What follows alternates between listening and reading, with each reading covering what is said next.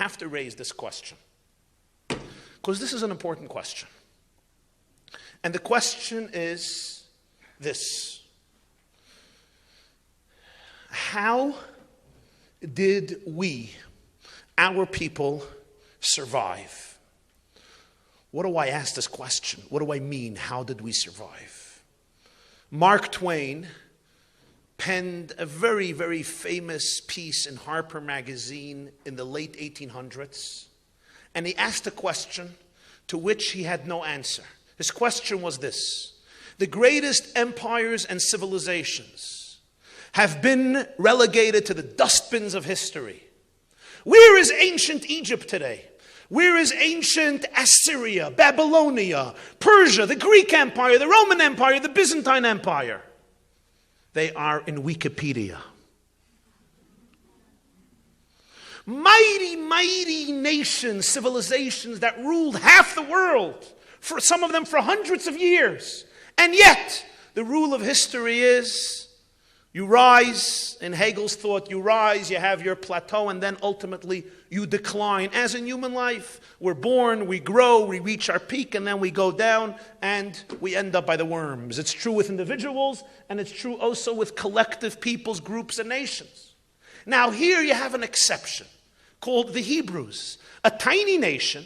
We still don't constitute even 1% of humanity. When I was in China once, they were asking me about these Jews. I said, how many Jews do you think we are?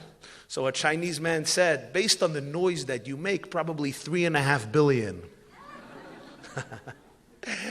I told him we're happy. We're happy to get 15 million. He says, oh, that's the amount we just had last week. New ones, in other words. As I'm speaking, they just got another million. And we lost another million, unfortunately, to assimilation.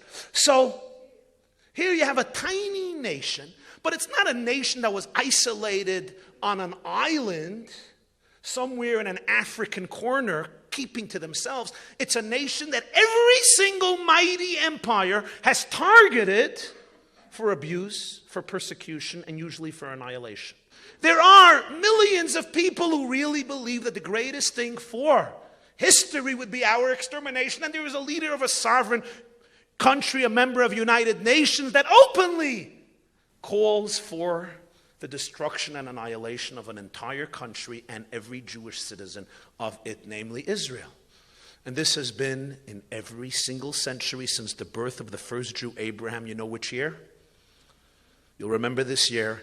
Abraham was born in 1948, since creation. Israel was created when? 1948, after the Common Era. Abraham in the Jewish calendar was born in 1948. Now is 5773 in the Jewish calendar. Israel is 1948, and Abraham is 1948. Okay, that's a trivia question. Next.